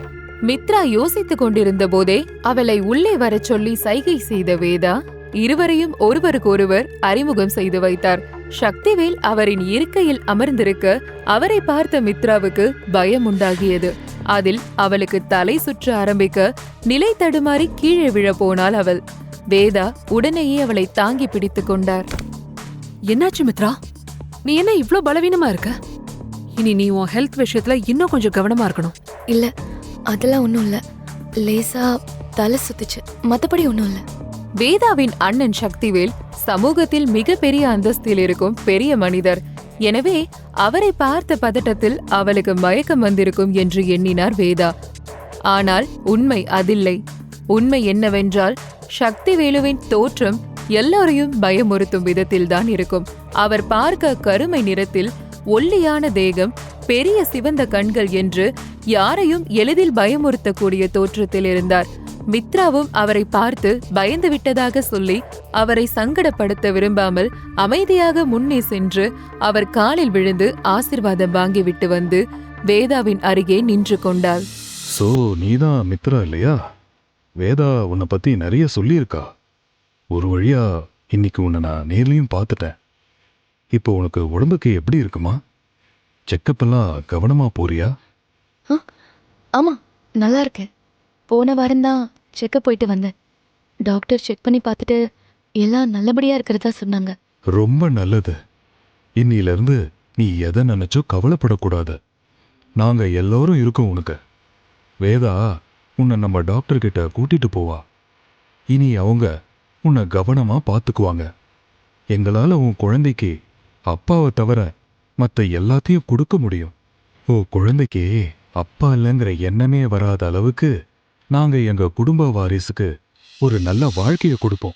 அவரின் பேச்சை கேட்ட மித்ரா ஏதோ பதில் சொல்ல வர அதற்குள் அவள் பின்னால் யாரோ வந்து நின்றது போல இருக்கவும் வேகமாக திரும்பி பார்த்தாள். இவன்தான் என் பையன் விஷால். இது எப்படி பாசிபிள்? இவனை பார்க்க அப்படியே ஆதர்ஷ் மாதிரியே இருக்கான். இன்னைக்கு அங்க வீல் சேர்ல வந்தவனும் இதே மாதிரி தான் இருந்தான். ஆனா இவன் பேரு விஷால்னு சொல்றாங்களே, அப்படின்னா என்ன அர்த்தம்? இவங்க 3 பேரும் ஒரே தோற்றத்துல இருக்கிற 3 பேரா, இல்ல 3 பேருமே ஒரே ஆளா? எனக்கு ரொம்ப குழப்பமா இருக்கு. மித்ரா, எங்க பெரிய அண்ணன் சக்திவேலும் 2வது அண்ணன் வெற்றிவேலும் ஐடென்டிக்கல் ட்வின்ஸ். அதான் விஷாலும் ஆதர்ஷும் பார்க்க ஒரே மாதிரி இருக்காங்க. அப்போ என்னை கடத்திட்டு போக வந்த அந்த 3வது ஆள் யாரு? அவன் பேர் கூட என்னன்னு கேட்காம விட்டுட்டேனே நானு. மித்ரா, மித்ரா, மித்ரா, நான் உங்களை தான் கூப்பிடுறேன். என்ன யோசனை இருக்கீங்க நீங்க? நீங்க ரொம்ப டயர்டா இருக்கீங்க போல. உங்களுக்கு ரூம் ரெடியா இருக்கு, நீங்க போய் ரெஸ்ட் எடுங்க. அத்தை, முன்னாடி விட தாத்தாவுக்கு இப்போ உடம்பு பரவாயில்ல. இந்த வாரம் அவர் நம்ம ஃபேமிலியை மீட் பண்றேன்னு சொல்லியிருக்காரு. தாத்தா வரும்போது நீங்களும் கண்டிப்பா இருக்கணும். ஓகே விஷால், நீ தாத்தா வரும்போது செய்ய வேண்டிய எல்லா ஏற்பாட்டையும் பார்த்துக்கோ. நான் மித்ராவை கூட்டிட்டு போய் அவளோட ரூம்ல விட்டுடுறேன். நாம நாளைக்கு பார்க்கலாம். வேதா விஷாலை பார்த்து பொய்யான ஒரு சிரிப்புடன் அங்கிருந்து மித்ராவை அழைத்துக் கொண்டு வெளியே சென்றார். அவர்கள் செல்வதை பார்த்த விஷாலும் சக்திவேலும் ஒருவரையொருவர் பார்த்து சிரித்துக் கொண்டார்கள். பின்னர் விஷால் தன் அப்பாவிடம் பேச ஆரம்பித்தான். ஆனால் அவன் கண்கள் மட்டும் மாடிக்கு செல்ல படியேறி கொண்டிருந்த மித்ராவின் மீதே இருந்தது. அவளின் அழகு அவனை பிரமிக்க வைத்தது. அதே நேரம் மித்ராவின் கவனமும் விஷால் மீதே இருந்தது. இவர்களின் இருவருக்கும் இடையே உண்டான இந்த பார்வை பரிமாற்றத்தை வேதாவும் கவனிக்க தவறவில்லை. விஷால் பார்க்க அழகான பையன் மட்டும் இல்ல மித்ரா, ரொம்பவே புத்திசாலியானவன். அவன் இங்க குடும்பத்துக்குள்ள வந்து கொஞ்ச நாள் தான் ஆகுது. ஆனா அதுக்குள்ளேயே அவன் இங்க ஒரு முக்கியமான ஆளா ஆகிட்டான். அவனுக்கு சப்போர்ட் பண்ண கண்டிப்பா யாரோ அவன் பின்னாடி இருக்காங்க. ஆனா அது யாருன்னு தான் தெரியல. அப்படி இல்லைன்னா கம்பெனி பொறுப்புகளை கையில எடுத்த ஒரே மாசத்துல அவன் இந்த அளவுக்கு வெற்றியை காமிச்சு கம்பெனிக்குள்ள நிரந்தரமான ஒரு இடத்தை பிடிச்சிருக்க முடியாது. உனக்கு விஷால பிடிச்சிருக்கா மித்ரா? என்னது? மனசுல என்ன இருக்கோ அத மறைக்காம உண்மையை சொல்லு மித்ரா. விஷால் மாதிரி ஒரு அழகான பையனை பாக்குற எந்த ஒரு பொண்ணுக்கும் அவன் மேல ஈர்ப்பு உண்டாகதான் செய்யும். நீங்க சொல்றது உண்மைதான். விஷால் ரொம்ப அழகா இருக்காரு. ஆனா அதுக்காக நான் என் மனசை கண்டபடி அலைய விடுற ஆள் இல்ல. இதுல என்ன தப்பு இருக்கு மித்ரா? உண்மையை சொல்லணும்னா எங்க குடும்பத்து பசங்க எல்லாருமே ரொம்ப அழகா தான் இருப்பாங்க. எங்க ஃபேமிலி ஜீன் அப்படி. ஒரு பொண்ணா உனக்கு விஷால் மேல ஈர்ப்பு வர்றது சகஜம். ஏன்னா உன் வயசு அப்படி. ஆனா அதையெல்லாம் தாண்டி இப்ப நீ விஷாலுக்கு அண்ணி முறையில இருக்க. சோ உன் மனசுல வேற எந்த எண்ணத்தையும் வளர்த்துக்காத. அது உனக்கும் உன் குழந்தைக்கும் நல்லதில்ல.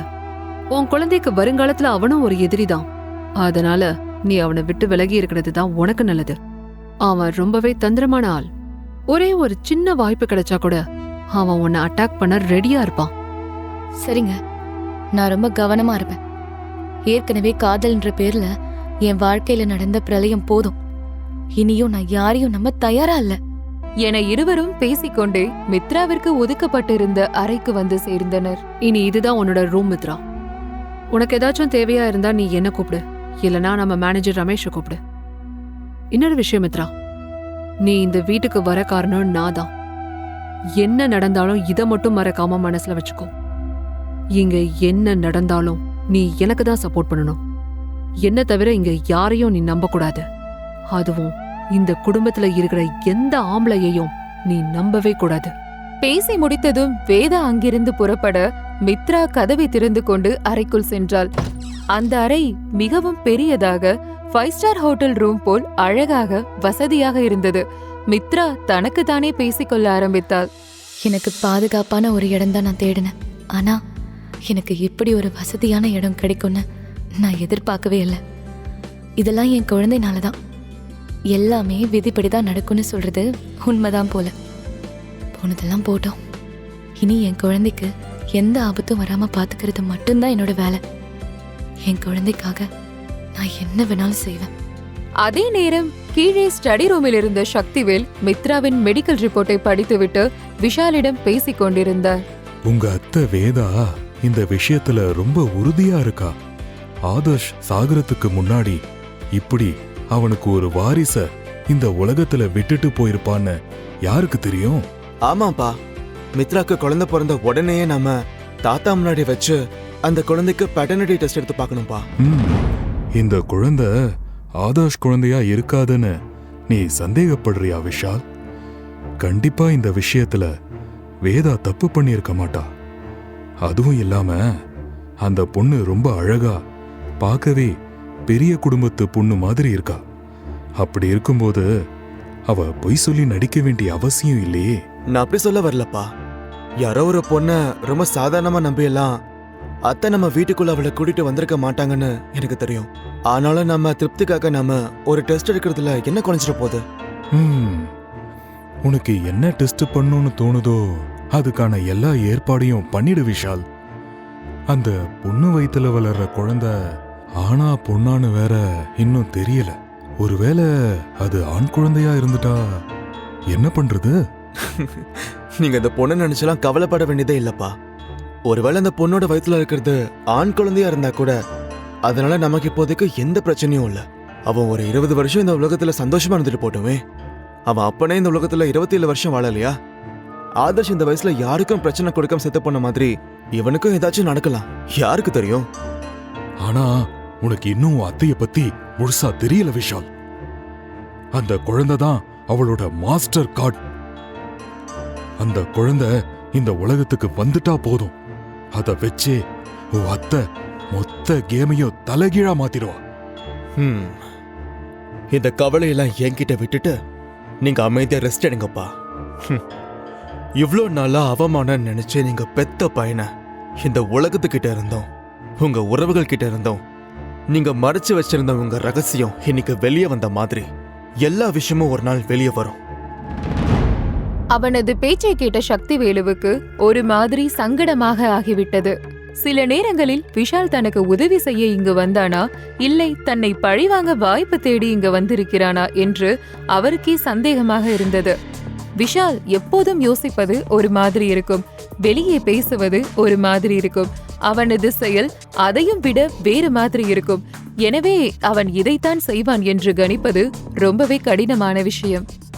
சக்தி வேலுவுக்கு விஷால் முறையில்லாத உறவில் பிறந்த மகன். முதலில் விஷாலை தன்னுடைய மகன் என்று சொல்லவே அவர் விருப்பப்படவில்லை. அதற்கு சரியான நேரம் வரவில்லை என்று எண்ணினார் அவர். ஆனால் விஷால் அவர்கள் குடும்ப தொழிலில் சக்தி வேலுவுக்கு நிறைய புது புது யோசனைகள் கொடுத்தான். அதெல்லாம் அவருக்கு ரொம்பவே உபயோகமாக இருந்தது. அந்த காரணத்தினால்தான் அவர் விஷாலை தன் மகன் என்று அறிமுகம் செய்து வைத்தார். மறுபுறம் மேலறையில் மித்ரா தூங்கிக் கொண்டிருக்க ஏதோ ஒரு நிழல் அவளை நெருங்கிக் கொண்டிருந்தது. அந்த நிழலின் உருவம் ஒரு ஆணின் வடிவம் போல் அந்த நைட் பல்பின் வெளிச்சத்தில் தெரிய அது கையில் தலையணையுடன் மித்ராவின் தலைமாட்டின் அருகில் சென்று நின்றது. முழு கதையையும் கேட்டு மகிழ பாக்கெட் FM ஆப்பை டவுன்லோட் செய்யுங்கள். லிங்க் டிஸ்கிரிப்ஷனில் கொடுக்கப்பட்டுள்ளது.